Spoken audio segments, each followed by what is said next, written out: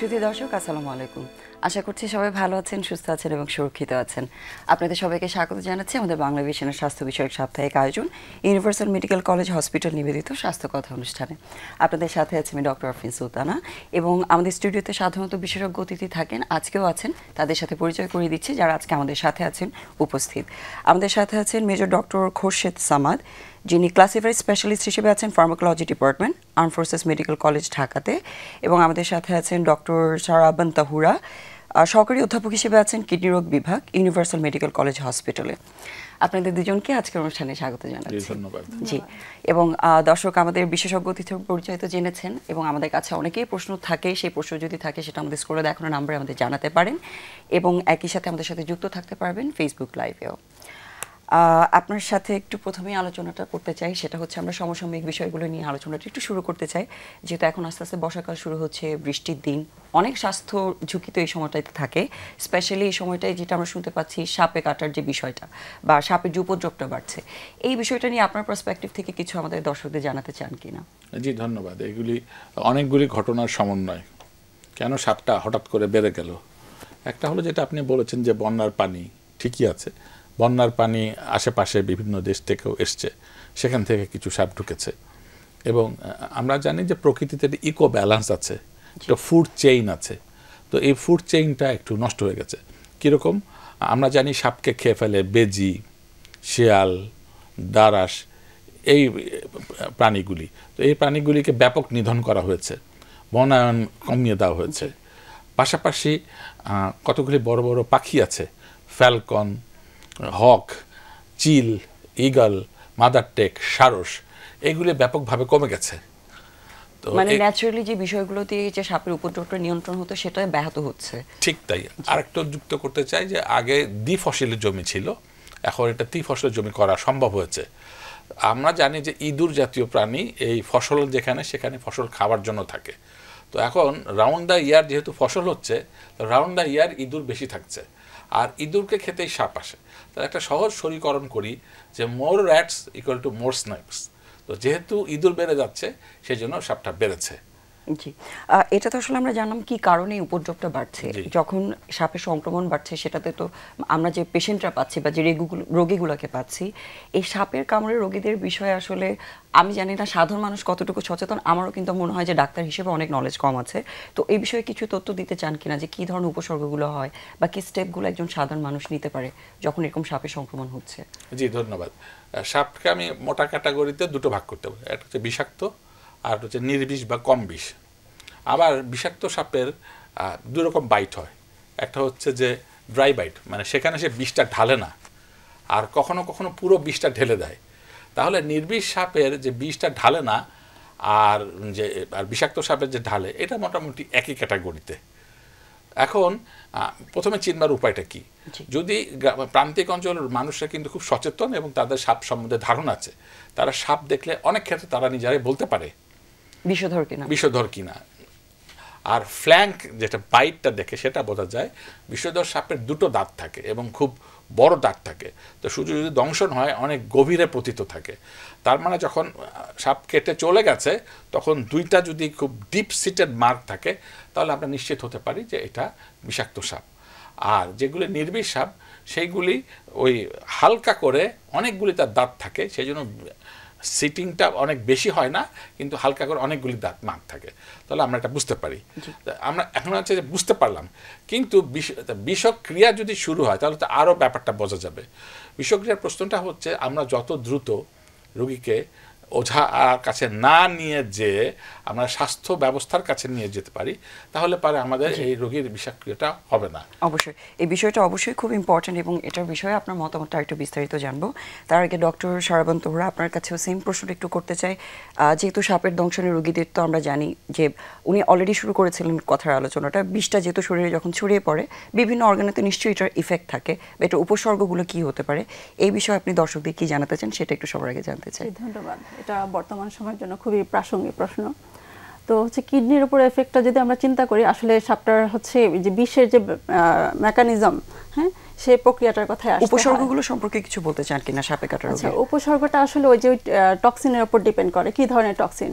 তো আমরা জানি যে মায়োটক্সিন হতে পারে, নিউরোটক্সিন, এবং এখন সমসাময়িক সময়ে যে সাপটার কথা আসছে রাইসেল ভাইপার, সেটার যে মেটালোপ্রোটিনাস টাইপের টক্সিন, হ্যাঁ, সো এই টক্সিনটা হচ্ছে আমাদের বিভিন্ন ধরনের উপসর্গ করে। যেমন এটার হচ্ছে আপনার এই টক্সিনের ইফেক্টে আমাদের প্লাটিলেটের কার্যকারিতা অস্বাভাবিক হয়ে যায়। এর কারণে হচ্ছে আমাদের রক্তপাত, রক্তক্ষরণ হতে পারে, টিস্যু থেকে ফ্লুইড লিকেজ হয়ে চলে যেতে পারে, রক্ত জমাট বেঁধে যেতে পারে। তাহলে আলটিমেটলি কি হচ্ছে, বিভিন্ন জায়গায় আমাদের হচ্ছে রক্ত জমাট বাঁধা এবং রক্তক্ষরণের মাধ্যমে বিভিন্ন অর্গানের রক্ত চলাচল কমে যেতে পারে। ফলাফলে বিভিন্ন অর্গানের ভিতরে যদি আমরা ইম্পর্টেন্ট বলি, হার্টের ক্ষেত্রে আমাদের হার্টের মায়োকার্ডিয়াল ইনফেকশন মানে ইস্কিমিক যে সিমটমগুলো, এগুলো বিভিন্ন অর্গানে হতে পারে। আর কিডনিতে যদি সরাসরি চলে যায়, কিডনির হচ্ছে একে তো হচ্ছে আমাদের রক্তক্ষরণের মাধ্যমে কিডনির রক্ত চলাচল কমে গেলে সেটাতে কিডনির হাইপোপারফিউশনের মাধ্যমে ইস্কেমিক ইনজুরি হতে পারে, এতে করে কিডনির সাথে রক্তক্ষরণও হতে পারে, আমরা যেটা হিমাচুরিয়া বলি।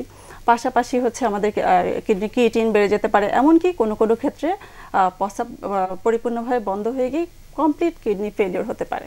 মানে রক্ত সঞ্চালনটা কমে গিয়ে কিডনির কার্যক্ষমতা কমে গিয়ে আসলে প্রভাবগুলো সেটা হচ্ছে। পাশাপাশি আরেকটা কথা হচ্ছে সরাসরি কিডনিতেও ড্যামেজ করতে পারে, যেহেতু এটা টক্সিন।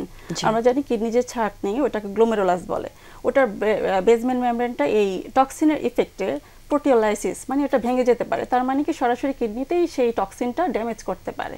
জি, একটা উপসর্গ যেরকম বলেছেন যে হয়তো হেমাচুরি বা অনেক প্রস্রাবের সাথে রক্ত যাওয়া, এটা যেরকম হতে পারে, আর কি কি আসলে যদি কারো কিডনি ড্যামেজ হয়ে থাকে, যেহেতু আপনি নেফ্রোলজিস্ট, এই বিষয়টা জানতে চাচ্ছি, কিডনি ড্যামেজ হলে আর কি কি উপসর্গ আসলে একটা সাধারণ মানুষ দেখে বুঝতে পারেন বা ওই ঝুঁকিটা সম্পর্কে জানতে পারবেন? হ্যাঁ, সুন্দর প্রশ্ন। এখন কিডনি ড্যামেজের কথাই যখনই আসে তখন এটা আমরা আবার দুইভাবে ভাবতে পারি।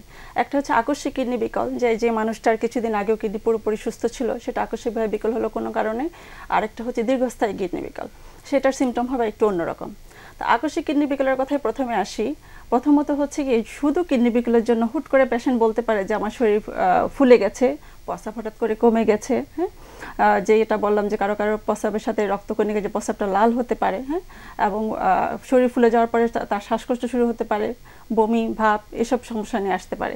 পাশাপাশি আমরা অবশ্যই তার হিস্ট্রি নিয়ে জানতে পারবো যে আন্ডারলাইং তার কী ধরনের কারণ ছিল। আর যদি দীর্ঘস্থায়ী কিডনি বিকলের কথা আসি, তাহলে এই পেশেন্টগুলো সাধারণত আমাদের কাছে আসে দুর্বলতা, বুক ধরফর করা, যেহেতু রক্তশূন্যতা হয় এসব পেশেন্টদের। পাশাপাশি তাদেরও রুচি কমে যাবে। সময়ের সাথে সাথে প্রথম দিকে যদি একটু প্রস্রাব বাড়তে পারে, সময়ের সাথে সাথে প্রস্রাবের পরিমাণ কমে যাবে এবং ধীরে ধীরে শরীর ফুলতে পারে, এবং তাদের হচ্ছে চামড়ায় কারো কারো চামড়ায় চুলকানি নিয়ে প্রেজেন্ট করতে পারে এই রোগীগুলো। তো সুতরাং আমাদের দীর্ঘস্থায়ী এবং স্বল্পস্থায়ী কিডনি বিকলের রোগীগুলোকে তাদের হচ্ছে পূর্বের হিস্ট্রি যেমন জানতে হবে, এবং তাদের হচ্ছে লক্ষণগুলো দেখে আমরা আসলে নির্ধারণ করেন এটা কি ধরনের আসলে ইনজুরিটা হয়েছে। জি, অ্যাকিউট কিডনি ইনজুরি বা আকস্মিক যে কিডনি ইনজুরির কথা বলছেন, সেটার বিষয়ে আরেকটু জানতে চাইবো, যেহেতু আমরা পয়জন নিয়ে কথা বলছি এবং ইফেক্ট নিয়ে কথা বলছি। তার আগে আপনার কাছ থেকে একটু জানতে চাই, উনি তো বেশ কিছু উপসর্গের কথা বলেছে, স্পেশালি কিডনির সাথে রিলেটেড। এই উপসর্গগুলোর সাথে আপনি আর কিছু অ্যাড করতে চান কিনা যারা সাপে কাটা রোগী আছে? জি, আমার কাছে মনে হয় যে ঠিক সেই মুহূর্তে কি করণীয়, যখন লক্ষণগুলি প্রকাশিত হলো, আমার এই কথাটাকে আরো মেসেজ দিতে চাই, সেটা হচ্ছে কি করণীয় না। যেগুলি ডিপ সিটেড কতগুলি বিষয় আসছে, যেখানে কেটে গেছে সেখানে ওরা ধারণা যেখান থেকে কেটে বিষটাকে বের করা সম্ভব, কাটবার চেষ্টা করে, এটার কোনোই উপযোগিতা নেই, কালক্ষেপণ হচ্ছে। দুই হচ্ছে যে শুষে নেওয়া, প্রিকনসিভড আইডিয়া আছে, শুষে নেওয়ার চেষ্টা করেছে, এর কোনো বৈজ্ঞানিক ভিত্তি নাই। এরকম একটা মিথ আছে যে ওঝা আর একটা সাপকে ডেকে নিয়ে আসলো, সেই সাপ এই সাপের দংশনকে শুষে নিল এবং ওই সাপটা মারা গেল, এই সাপ নির্বিষ হলো। এইগুলির কোনো বৈজ্ঞানিক ভিত্তি নাই। এবং তাহলে আমাদের করণীয় কি, যে ওঝার কাছে না যে খুবই দ্রুততমভাবে যদি আমরা ইয়েতে পৌঁছে দিতে পারি হাসপাতালে, নিকটস্থ হাসপাতালে, তাহলে পারে এটা আমাদের এই বেঁচে যাওয়ার সম্ভাবনাটা বেশি। জি, অবশ্যই।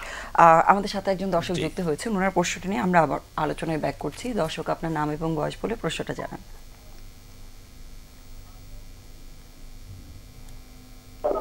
জি দর্শক, আপনাকে শুনতে পাচ্ছি, আপনার নাম এবং বয়স বলে প্রশ্নটা আমাদের জানান। আসসালামু আলাইকুম, জি আমি মিরপুর থেকে বলছি। জি বলুন।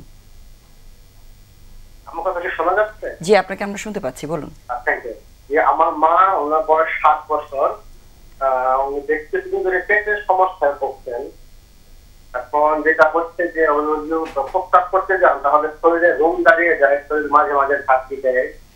আমরা ডক্টরের কাছে গিয়েছিলাম, জ্যেষ্ঠ বিভাগের কাছে গিয়েছিলাম, ওনা কিছু টেস্ট দিয়েছিলেন। কিটোনিন টেস্টে আসছে হলো কিটোনিনে আপনার 7 সামথিং আসছে আর কি। জি, ওনার প্রেশার, ডায়াবেটিস, অন্য কোনো অসুবিধা কি আছে? 0.72। আচ্ছা, ওনার প্রেশার বা ডায়াবেটিস এগুলো কি কিছু আছে? না, প্রেশার লো প্রেশার, কিন্তু ডায়াবেটিস। আচ্ছা, আপনাকে ডক্টর শুনতে পাচ্ছেন, ওনার যদি কোনো প্রশ্ন থাকে উনি আপনাকে জিজ্ঞেস করবে। আপনার কোনো প্রশ্ন আছে কি? আচ্ছা, ওনার ডায়াবেটিস আছে বললেন, প্রেশার নেই, কিন্তু ডায়াবেটিস কি কন্ট্রোলে থাকে? কিন্তু ডায়াবেটিস নেই। ডায়াবেটিস আছে? না, নেই। নেই। আচ্ছা, প্রস্রাবের সময় সমস্যাটা কতদিন ধরে? এইটা মোটামুটি 5 থেকে 6 মাস বা তারও বেশি। সাথে কি জ্বালা পোড়া বা তলপেটে ব্যথা এসব কিছু হয়? না, এরকম কিছু হয় না। আমি তো আমাকে বলতে যে প্রস্তাব করার সময় শরীরে রুম দাঁড়িয়ে যায়, মনে হয় একটু কি হচ্ছে, কিন্তু কোনো জ্বালা পোড়া বা কষ্ট হয় না, এরকম কিছু হয় না। জি, ঠিক আছে।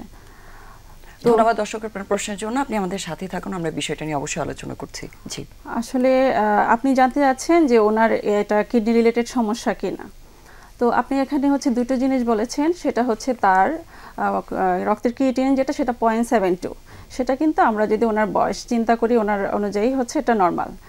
আর পাশাপাশি হচ্ছে আর আদার্স কিছু পরীক্ষা নিরীক্ষা দরকার এই ক্ষেত্রে, যেমন হচ্ছে প্রস্রাবের যে রুটিন পরীক্ষা, ইউরিন আরি, এবং হচ্ছে প্রস্রাবের অন্তত একটা নর্মাল আলট্রাসোনোগ্রাফি যে আমাদের করে দেখা দরকার যে ওনার প্রস্রাবটা করার পরে জমে থাকে কিনা। হ্যাঁ, কারণ হচ্ছে আমাদের যদি নিউরোপ্যাথিক কোনো কজ থাকে সেক্ষেত্রে দেখা যায় প্রস্রাবটা কমপ্লিট হচ্ছে না, আমরা যেটাকে রিটেনশন বলি। তো রিটেনশনের কারণে নিউরোলজি কোনো কারণেও রিটেনশন হতে পারে, আদার্স কোনো কারণেও হতে পারে। সেক্ষেত্রে কিডনির সমস্যা আছে কিনা দেখার জন্য আমার মনে হয় আপনার একটা অন্তত সুন্দর একটা আলট্রাসোনোগ্রাফি অফ কেওবি এই পরীক্ষাটা করা দরকার, যেটা এই যে সমস্যাটা হচ্ছে সেটার সাথে আমাদের কিডনির কোনো সমস্যা আছে কিনা দেখার জন্য। জি, অনেক ধন্যবাদ দর্শক। আশা করি বুঝতে পেরেছেন আপনার করণীয়টা কি, এবং ওনার পরামর্শ ফলো করে চেষ্টা করবেন একজন বিশেষজ্ঞের পরামর্শ নিয়ে নেওয়ার জন্য। আপনার কাছ থেকে যেটা নিয়ে আমরা কথা বলছিলাম, আপনি যেটা বলছিলেন যে অপচিকিৎসার বিষয়গুলো যাতে আমরা পুরোপুরিভাবে এখানে অ্যাভয়েড করি, যাতে রোগীটা ভালো থাকেন এবং ভালো রাখার জন্য বা সুস্থ রাখার জন্য হসপিটালে নিয়ে যাওয়া, ইমিডিয়েটলি অ্যাট দ্য সাইট যেখানে দংশন করছে সেখানে কিছু করার আছে কিনা? জি, আমাদের আবার একটা প্রিকনসিভড আইডিয়া আছে যে যেখানে বাইট করে সেখানে খুব ভালো করে শক্ত করে আটকাতে হয়। এখন বলা হচ্ছে এটা না, আমি টর্নিকো ইউজ করতে পারি, কিন্তু এত জোরে এটা বাঁধতে হবে না যে যখন আমাদের হাসপাতালে নিয়ে যাবে রোগী হয়তো ভালো হবে, তখন ইস্কেমিয়া হতে গ্যাংরিনও হতে পারে, পরে পুরো অংশটুকু কেটে বাদ দিতে হতে পারে। সুতরাং এরকম করে বাঁধা যাবে না। দুই হচ্ছে, যে জায়গাতে কেটেছে মূলত কাটে পায়ে, কারণ সাপ তো নিচে থাকে, তাহলে পারে এইখান থেকে যেখানকার দংশন হলো সেখান থেকে হাসপাতালে নিয়ে যাওয়ার সময় এটা যদি বেশি মোবিলাইজ করে তাহলে তো সার্কুলেশনে রক্তটা উপরে উঠবে। এই জন্য এটাকে ইমোবিলাইজ করবার জন্য একটা স্প্লিন্টার, কোনো কিছু না পাওয়া গেলে পল্লী অঞ্চলে একটা সাধারণ বাঁশের লাঠি দিয়ে ওই জায়গাটা বেঁধে দিলে যখন এটা নড়াচড়া না করে। আর নেপালে একটা স্টাডি আছে যে কিভাবে আমরা হাসপাতালে দ্রুত নিতে পারি এবং ইফেক্টিভলি নিতে পারি। মোটরসাইকেল এখন প্রান্তিক অঞ্চলে চলে গেছে, তো মোটরসাইকেল যিনি চালাবেন উনি তার মাঝখানে রুগী ওই অনড় অবস্থায় এবং পেছনে তার একটা সেকেন্ড সিটার। এইভাবে যদি তাড়াতাড়ি করে হাসপাতালে নিয়ে যাওয়া হয় তাহলে পারে যেভাবে চিকিৎসাটা সহজতর এবং দ্রুততর হয় সেভাবে করা এটা সম্ভব। জি, চিকিৎসার বিষয়টা যেহেতু এসেছে, যে কোনো সাপের দংশন বলি বা যে কোনো টক্সিনের ট্রিটমেন্ট আমরা জানি আমাদের একটা অ্যান্টিভেনম বা এরকম চিকিৎসা পদ্ধতি দরকার হয়ে থাকে চিকিৎসার জন্য। বাংলাদেশে এই যে রাসেল ভাইপার এখন এত প্রকোপ বেড়েছে, এটার অ্যান্টিভেনম কি বাংলাদেশে অ্যাভেলেবেল আছে কিনা, বা এটা চিকিৎসার জন্য আসলে সুবিধাটা বাংলাদেশে কতটুকু আছে? জি, ধন্যবাদ। এই মুহূর্তে সরকারের পক্ষ থেকে বলা হয়েছে খুব সুনিশ্চিতভাবে যে প্রান্তিক অঞ্চলে যেগুলোতে হাসপাতাল আছে সেগুলিতে এটা পৌঁছে গেছে। তো সুতরাং আমি ধরে নিতে পারি যে এই অ্যান্টিভেনামটা আছে। এখন প্রশ্নটা হচ্ছে যে এই অ্যান্টিভেনামের অ্যাভেলেবিলিটিটা তো আসলে এটা আমাদের দেশের জিনিস না, এই মুহূর্তে আমরা প্রতিবেশী থেকে আমদানি করতে হয়।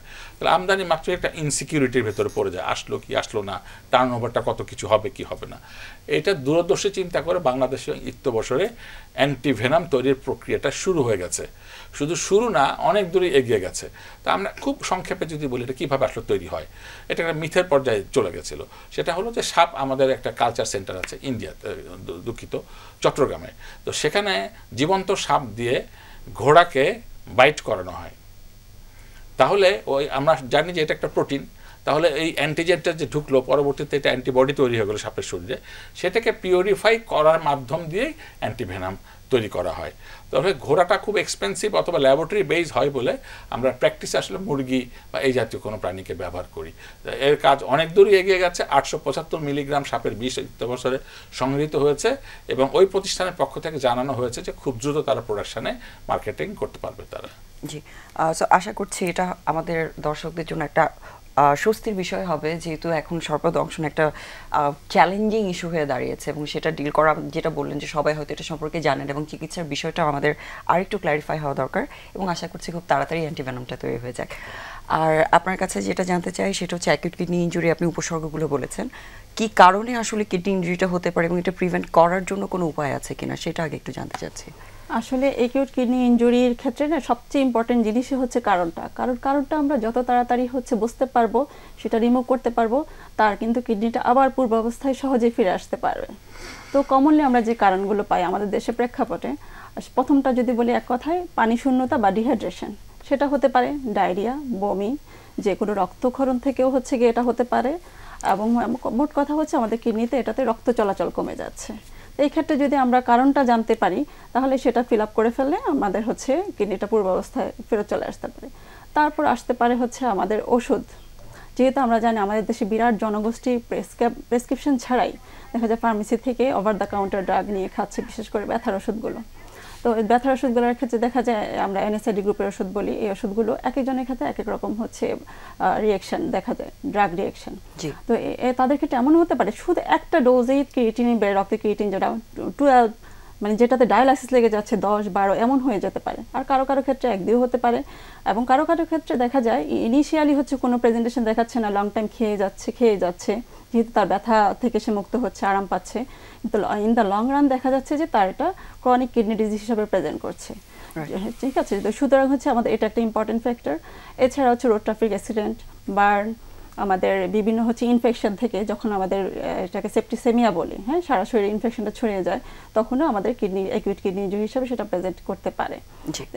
এইগুলো ইম্পর্টেন্ট। এছাড়া আমাদের প্রস্রাব কোনোভাবে যদি প্রবাহ বাধাপ্রাপ্ত হয়, যেমন কোনো স্টোন, বা পুরুষদের ক্ষেত্রে প্রোস্টেট বড় হয়ে যদি হচ্ছে হঠাৎ করে প্রস্রাবটা বাধাপ্রাপ্ত হয়, সেটা কিডনির চারপাশে পানি জমে যাচ্ছে, তখন কিডনির কার্যকারিতা ব্যাহত হচ্ছে, ক্রিয়েটিন বেড়ে যাচ্ছে। এই ইম্পর্টেন্ট কজগুলো যদি আমরা জানতে পারি তাহলে সেটা যদি আমরা রিমুভ করি, দেখা যায় যাদের ক্ষেত্রে ডায়ালাইসিস লেগেছিল তাদের ক্রিয়েটিনিনও পূর্বাবস্থায় বা নরমাল অবস্থায় ফিরে আসা সম্ভব। জি, এই জন্য উপযুক্ত কারণটা বের করা খুব ইম্পর্টেন্ট। জি, প্রিভেনশনের বিষয়টা নিয়ে আপনার কাছে জানতে চাইবো, তার আগে একজন দর্শক আমাদের সাথে যুক্ত হয়েছেন, ওনার প্রশ্নটা একটু আমরা নেই। দর্শক, আপনার নাম এবং বয়স বলে প্রশ্নটা জানান। হ্যালো, আসসালামু আলাইকুম। ওয়ালাইকুম আসসালাম। আমি মোহাম্মদ মিজানুর রহমান, পটুয়াখালী থেকে বলছিলাম। জি, বলুন, আপনাকে আমরা শুনতে পাচ্ছি, আপনার প্রশ্নটা বলুন। জি ম্যাডাম, আমার প্রশ্ন হলো আমি একজন হাই প্রেসারের রোগী। জি, গত 4-5 দিন পর্যন্ত আমার প্রেসার একদম লো হয়ে গেছে, এখন আমার কি করণীয় আছে? আচ্ছা, আপনার বয়সটা কত বললেন? 38। জি, আপনাকে ডক্টর দুজনই শুনতে পাচ্ছে, আপনাদের কোনো প্রশ্ন আছে ওনার কাছে? আচ্ছা, আপনার হাই প্রেসারের রোগী, আপনি ওষুধ কি খেতেন বা কয়টা ওষুধ খেতেন? আমি 2টা ওষুধ খাই, বাইজরান 540 আর বিসলাল প্লাস 5। এখনো কি ওষুধগুলো খাচ্ছেন? না, এখন তো প্রেসার লো, ওই দিনে খাচ্ছি না। আর প্রেসার লো হওয়ার আগে আপনার কোনো জ্বর, কোনো অসুস্থতা ছিল যে কোনো ধরনের? জ্বর, হঠাৎ একদিন জ্বর ছিল। আচ্ছা, ঠিক আছে, ধন্যবাদ। ওনার যে প্রেসার হঠাৎ করে কমে গেছে সেটা কারণটা নির্ণয় করা জরুরি। তো উনি একদিন জ্বরের কথা বলেছে যদিও, কিন্তু সাধারণত হচ্ছে গিয়ে প্রেসার এরকম লো হওয়ার কারণ হিসাবে যেগুলো আসতে পারে, যে কারো কারো ক্ষেত্রে ওই যেটা বললাম যে ডায়রিয়া, বমি হঠাৎ করে, ইনফেকশন থেকে হতে পারে, কারণ যেহেতু ইনফেকশনে আমাদের হচ্ছে রক্তনালীগুলো হচ্ছে আমরা কি বলবো ডাইলেটেড বা লুজ হয়ে যায়, তখন আমাদের রক্তটা পেরিফেরিতে চলে যায়, কিডনি রক্ত চলাচল কমে যায়। পাশাপাশি হচ্ছে হার্টের যে আমাদের কার্ডিয়াক রিটার্ন যেটা, সেই রক্তটাও হার্টে আসা কমে যায়, সব কিছু মিলেমিশে প্রেসার কমে যেতে পারে। এবং কারো যদি হার্ট ডিজিজ দেখা দেয়, তো এই ক্ষেত্রে আপনার একটু পরীক্ষা নিরীক্ষা করে দেখতে হবে যে আপনার হচ্ছে হচ্ছে ইনফেকশনটা কি লেভেলের ছিল, পাশাপাশি হচ্ছে আপনার হার্টের একটু ইসিজি করে দেখা দরকার যে হচ্ছে কোনো হার্টের কোনো আমরা এমআই বলি ইস্কিমিয়া কিছু হচ্ছে কিনা। কারণ আমাদের যেমন ইনফেকশন থেকে কমতে পারে, ভলিউম লসের কারণে কিন্তু কমতে পারে প্রেশার হঠাৎ করে, আমাদের হার্টের যদি হচ্ছে ইস্কিমিয়া দেখা দেয়, হার্ট ফেলিওর দেখা দেয়, সেক্ষেত্রেও কমতে পারে। তো এই ক্ষেত্রে হচ্ছে আপনার এই পরীক্ষা নিরীক্ষাগুলো করে কারণ জানতে হবে এবং বিশেষজ্ঞের সাথে যোগাযোগ করতে হবে। জি, অনেক ধন্যবাদ ইলাবোরেটলি সুন্দর করে বুঝিয়ে বলার জন্য। আপনার কিছু এটার সাথে অ্যাড করা আছে কিনা? জি, উনি কভার করেছেন, ধন্যবাদ। জি, আমরা এখন একটা ছোট্ট বিরতিতে যাচ্ছি ইউনিভার্সাল মেডিকেল কলেজ হাসপাতাল নিবেদিত স্বাস্থ্যগত অনুষ্ঠান থেকে। আমরা আবারও আলোচনায় ফেরত আসবো, ততক্ষণ পর্যন্ত আমাদের সাথেই থাকুন।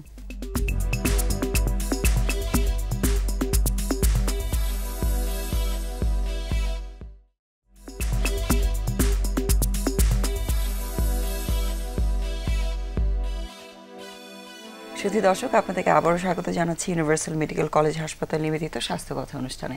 আজকে আমাদের সাথে স্টুডিওতে আছেন মেজর ডক্টর খোরশেদ সামাদ এবং ডক্টর সারাবন তাহুরা। আপনার কাছে একটু বিষয়টা নিয়ে জানতে চাই, যেহেতু একজন দর্শক প্রশ্ন করেছেন অলরেডি, উনি প্রেশার রোগী, অনেকদিন ধরে মেডিসিন খাচ্ছেন, এখন আবার প্রেশার কমে গেছে, ওনার আসলে করণীয় কি? যারা লম্বা সময়ে এই ধরনের মেডিসিনগুলো ব্যবহার করেন, অনেকেরই কিন্তু এই প্রশ্নগুলো থাকে। সো ফার্মাকোলজিস্ট হিসেবে যেহেতু আপনি মেডিসিন নিয়ে ডিল করেন, এই বিষয়ে আমাদের দর্শকদের কিছু তথ্য দিতে চান কিনা বা কিছু ইনফরমেশন তাদের কাছে দিতে চান কিনা, যেটা তাদেরকে আশ্বস্ত করতে পারে ট্রিটমেন্টের ব্যাপারটা নিয়ে? জি, ধন্যবাদ। আপনি যথাযথই বলেছেন যে এটা তো ওয়ান ওয়ে ট্রাফিক। একবার শুরু হলে মোটামুটি ধরে নেওয়া যায় মৃত্যু পর্যন্ত ওনাদেরকে প্রেশারের ওষুধ খেতে হবে। কিন্তু সমস্যাটা হলো যে অনেকগুলি প্রেশারের ওষুধ আছে এবং এক একটা প্রেশারের ওষুধের পার্শ্ব প্রতিক্রিয়া এক এক রকম। আমি খুব সিনপসিসভাবে বলতে চাই যে যে কোনো প্রেশারের ওষুধই যদি ডোজ অল্টার হয়ে যায়, ডোজ বেশি করে খেয়ে ফেলেন, তাহলে ব্লাড প্রেশার কমে যেতে পারে। প্রশ্ন, ডোজ কেন ইচ্ছা করে কেউ খাবেন? সাধারণত জেরিয়াট্রিক পেশেন্ট বয়স যখন হয়ে যায় তারা প্রায় অনেক রাতে বলে একসাথে অনেকগুলি খান। তো উনি খুলতে যে ভুল করে এটা হয়তো দুটো খুলে ফেললেন আর একটা হয়তো ওষুধ খুললেন না, তাহলে তার আনইনটেনশনাল বেশি কনজাম্পশন হয়ে যেতে পারে। এটা একটা কারণ।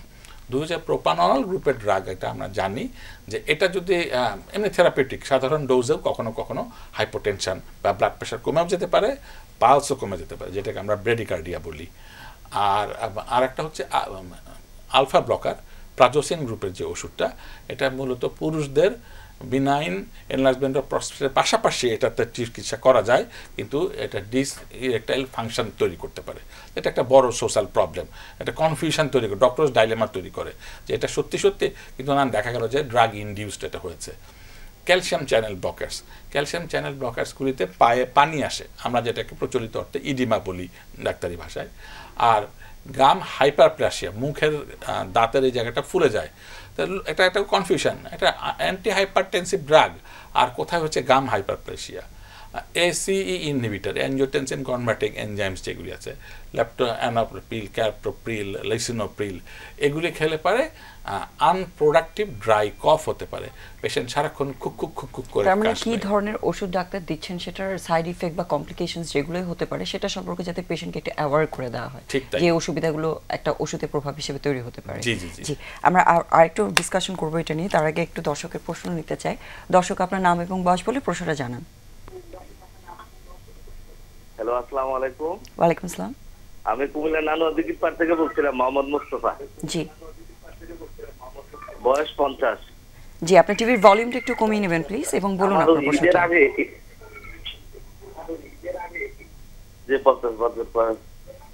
যে আমি ওই যে ঈদের আগে আমার হঠাৎ করে বুকের ব্যথা হয়েছিল 1 সপ্তাহ আগে। তো আমি ডাক্তার দেখাইছিলাম কুমিল্লাতে মেডিকেলে। উনি আমারে পরীক্ষা নিরীক্ষা দিছে, বুকের এক্সরে দিছে, এরপরে ইকু দিছে, ইটিটি দিছে। তখন ইকুতে ভোট আসছে আর ইটিটিতে বলছে পজিটিভ আছে। তো এখন আমাকে সে ডাক্তার সাহেব আমাকে ওই নিডু কার্ড দিছে, ইকুইস্প্রিন দিছে, ইকুইস্প্রিন না, প্লুপিট দিছে, আর দিছে বাইজুরান দিছে। জি, আপনি কি বিষয়টা নিয়ে জানতে চাচ্ছেন? মাঝে মাঝে এখনো ব্যথা করে মাঝে মাঝে। জি, আর আমাকে বলছে যে এনজিওগ্রাম করার জন্য বলছে ঢাকাতে। জি, আপনি আমার কি করা এখন বর্তমানে? আচ্ছা, আপনি অলরেডি আসলে বিশেষজ্ঞের সাথে কথা বলেছেন এবং আপনার করণীয় সম্পর্কেও ডাক্তার তো বলে দিয়েছেন। আপনি ওনাকে কিছু পরামর্শ দিতে চান কিনা? যে বুকে ব্যথা আসলে কোনো অসুখ না, এটা একটা লক্ষণ। জি, বুকে ব্যথার অসংখ্য কারণ থাকতে পারে। একটা হচ্ছে হার্ট ইটসেলফ, হার্টের কারণ, অথবা লাংসের কারণ, অথবা অন্যান্য কোনো কারণ। তো ওনার যতটুকু পিসমিল আমরা শুনতে পেয়েছি ওনার ইনফরমেশনে, তাতে মনে হচ্ছে যে তার চিকিৎসক ভাবছেন যে এটা হার্টের কারণ, এবং এই জন্য ওনাকে অ্যানজিওগ্রাম করতে সাজেস্ট করেছেন।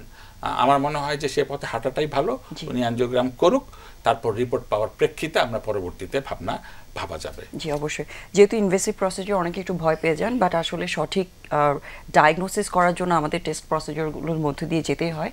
আপনাকে বিশেষজ্ঞ যে পরামর্শটা দিয়েছেন সেটাই, যেটা অলরেডি ডক্টরও বলেছেন আপনার ওটাই করা উচিত, তাহলে আপনি সঠিক চিকিৎসাটা পাবেন। অনেক ধন্যবাদ আপনার প্রশ্নের জন্য। আমরা আপনার সাথে আলোচনায় আসছি, তার আগে আপনাকে একটু জিজ্ঞেস করতে চাই, যারা অ্যাকিউট কিডনি ইনজুরি পেশেন্ট, আপনি বলেছেন বেশ কিছু কারণের কথা বলেছেন, এবং সেগুলো প্রিভেন্ট করলেই কিন্তু আমরা কিডনিটাকে প্রোটেক্ট করতে পারছি। সো প্রিভেনশনের বিষয়টা নিয়ে একটু যদি আমাদের দর্শকদের জানাতেন। প্রিভেনশন বা প্রতিরোধের কথা যদি আসি, প্রথমেই হচ্ছে সচেতনতা। আর সচেতন আমরা তখনই হব যখন আমরা জানবো যে কিডনি কিসে কিসে খারাপ হয়। অবশ্যই। তো আমরা তো প্রথমেই গুরুত্ব দিয়েছি যে পানি শূন্যতা, ডিহাইড্রেশনের উপরে। সুতরাং আমাদের হাইড্রেশন মেনটেনটা ঠিক রাখতে হবে। যেমন আমাদের হাইড্রেশন কিভাবে মেনটেন হবে, সেটা হচ্ছে আমরা যদি হচ্ছে একদম একুরেট আসলে person to person fluid intake বা পানিটা নির্দিষ্ট হবে না, কিন্তু আমাদেরকে সিজন অনুযায়ী এবং পার্সন অনুযায়ী এমনভাবে পানিটা খেতে হবে যেমন অ্যাভারেজে প্রস্রাবটা 2 লিটার হয়। এটা বলার উদ্দেশ্য হচ্ছে এটা, যেমন শীতকাল আমি 2 লিটার খাচ্ছি, হয়তো এটা থেকে আমার 250 ml বা 500 ml কম হচ্ছে, কিন্তু গ্রীষ্মকাল প্রচুর সোয়েটিং হয়, তো এতে দেখা যায় 1 লিটার চলে যাচ্ছে আমার সোয়েটিংয়ে। তো সুতরাং আমার এখানে 3 লিটার ফ্লুইড ইনটেক হবে। সুতরাং আমাকে হাইড্রেশনটা একটা সুস্থ মানুষের এইভাবে মেনটেন করতে হবে, মানে পারিপার্শ্বিক সবকিছু চিন্তা করে আমরা যাতে প্রপার ফ্লুইড ইনটেক করি, ওয়েদার সবকিছু চিন্তা করে ফ্লুইড ইনটেক। তারপর আমরা যেটা বললাম যে হচ্ছে কি আমাদের দেশে প্রচুর কিন্তু অ্যাকিউট কিডনি ইনজুরি পেশেন্ট আসে ডায়রিয়ার কারণে। কেন? সবাই কি করে, শুরুতেই ডায়রিয়াটা যখন হয় অ্যান্টিবায়োটিক খাওয়া শুরু করে হাইড্রেশনের দিকে মনোযোগ কম দিয়ে। তো সেই ক্ষেত্রে হচ্ছে সবার আগে কিন্তু বেশ প্রচার হতো ওআরএস নিয়ে, ওরাল রিহাইড্রেশন সলিউশন নিয়ে। তো এখন মানুষ অনেক কিছু জানছে, তারপরে এই ক্ষেত্রে কিন্তু অনেক সময় খামখেয়ালি করে ফেলে যে আমি অ্যান্টিবায়োটিক খাবো তাড়াতাড়ি ভালো হয়ে যাবে, কিন্তু না, আমার আগে দরকার হাইড্রেশন। তো সেক্ষেত্রে অবশ্যই তাকে তাড়াতাড়ি ওআরএস দিতে হবে যখন নাকি ডায়রিয়া হবে। রক্তক্ষরণের ক্ষেত্রে এটা খেয়াল রাখতে হবে, যে কোনো প্রচুর রক্তক্ষরণ যখন হয়ে যাবে আমাদের কিডনি ড্যামেজ হতে পারে। সুতরাং কথার কথা একটা ডেলিভারি পরে আমরা পোস্টপার্টাম হেমোরেজ বলি, রক্ত রেডি রাখতে হবে, কারণ সেখান থেকে আমাদের একটা কিডনি অ্যাকিউট কিডনি ইনজুরিতে যেতে পারে। ঠিক আছে। ওষুধের ক্ষেত্রে অবশ্যই হচ্ছে আমাদের আনপ্রেসক্রাইবড ড্রাগ অহরহ ব্যবহার করা থেকে বিরত থাকতে হবে। হ্যাঁ, আর পাশাপাশি হচ্ছে আমাদের যাদের রিস্ক ফ্যাক্টর আছে, যেমন ডায়াবেটিস মেলাইটাস, হাইপারটেনশন, যাদের পরিবারে কিডনি রোগের ইতিহাস আছে, তাদেরকে অবশ্যই সবসময় হচ্ছে একটা চেক আপ বা ফলো আপে, নিয়মিত ফলো আপে থাকতে হবে। তাহলে আমরা অ্যাকিউট কিডনি ইনজুরি থেকে মোটামুটি মুক্ত থাকতে পারবো। জি, অনেক ধন্যবাদ শর্টলি সুন্দর করে বুঝিয়ে বলার জন্য। আমাদের সাথে আরেকজন দর্শক আসলে যুক্ত হয়েছে, ওনার প্রশ্নটা একটু আমরা নিই। দর্শক, আপনার নাম এবং বয়স বলে প্রশ্নটা জানান। আসসালামু আলাইকুম। ওয়ালাইকুম আসসালাম। আমি রংপুর থেকে ফেরদৌস বলছি। জি বলুন, শুনতে পাচ্ছি আপনাকে, আপনি বলুন। যে আমার সমস্যা হলো, আমি গত 4 মাস থেকে সেভিটন একটা প্রেসারের ট্যাবলেট খাচ্ছি। ইদানিং আমার ঘাড় এবং হাত পা মানে জ্বালাপোড়া করে এবং ঘাড়টা ঝিমঝিম করে অধিকাংশ সময়। আপনার বয়স কত বলেছেন?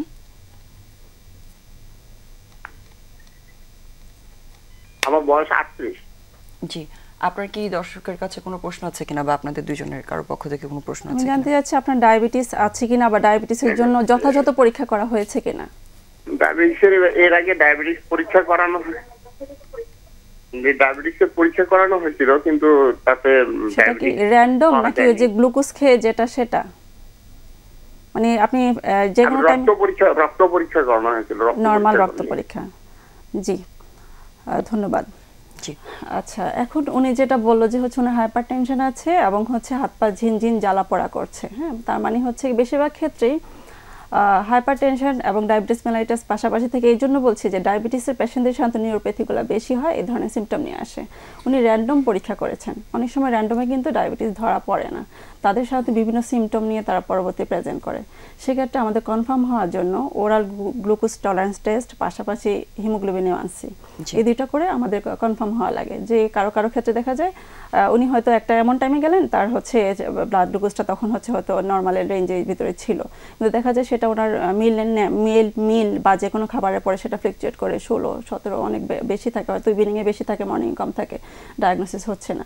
সেই ক্ষেত্রে আমার মনে হয় যেহেতু নিউরোপ্যাথির কমন কজ ডায়াবেটিস মেলাইটাস আছে আমাদের দেশে, সেটা যাতে উনি একটু এক্সক্লুড করেন। এবং অবশ্যই আরো অনেক কারণ কিন্তু আছে, হাত পা ঝিমঝিম মানে তো যে কোনো একটা নার্ভের কারণে হতে পারে। নিউরোলজিক অনেক কজ আছে, কমনটার কথা আমি বললাম।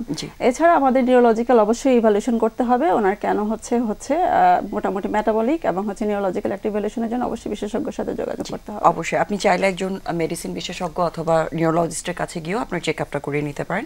অনেক ধন্যবাদ আপনার প্রশ্নের জন্য। আপনি কি সাথে আর কিছু অ্যাড করতে চান কিনা? জি ধন্যবাদ। উনি যে মেসেজটা দিতে চাইছিলেন সেটা হচ্ছে যে ডায়াবেটিস কি না, এই একটা ওপিনিয়ন কিন্তু একটা পেশেন্টের জন্য অনেক বড় ব্যাপার।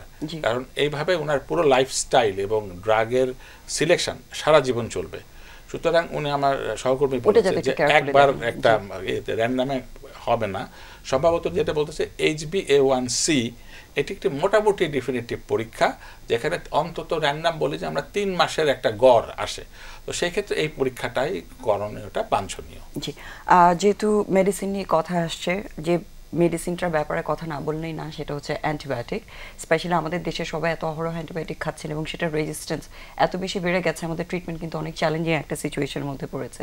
সো আপনি স্পেশালিস্ট হিসেবে আসলে এই অ্যান্টিবায়োটিকের বিষয়টা নিয়ে আমাদের দর্শকদের কীভাবে সচেতন করতে চান? জি ধন্যবাদ। এটা একটা গ্লোবাল থ্রেট।